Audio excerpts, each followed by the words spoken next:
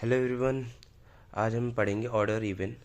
और ये बहुत ही सिंपल होता है वैसे तो, पर बहुत सारे बच्चे कंफ्यूज हो जाते हैं कि इवन और ऑड पहचाने कैसे। तो इवन वो होते हैं जो डिविजिबल हो जाते हैं टू से, डिविजिबल होते हैं टू से, जैसे वो नंबर जो टू से डिवाइड हो जाए।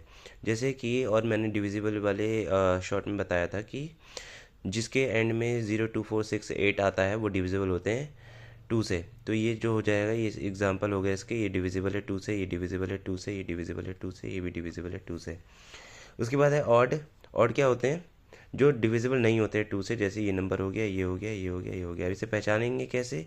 जो इवन होता है इसमें चार अल्फ़ाबेट से बना होता है, ये चार से, और चार जो है एक जो टू से डिवाइड हो जाएगा। तो ये ऐसे पहचान सकते हैं कि इवन वो नंबर होते हैं जो टू से डिवाइड हो जाते हैं, क्योंकि इसमें चार है और इसमें तीन डिजिट्स, तीन अल्फ़ाबेट्स हैं, तो ये टू से डिवाइड नहीं होंगे। Thank you.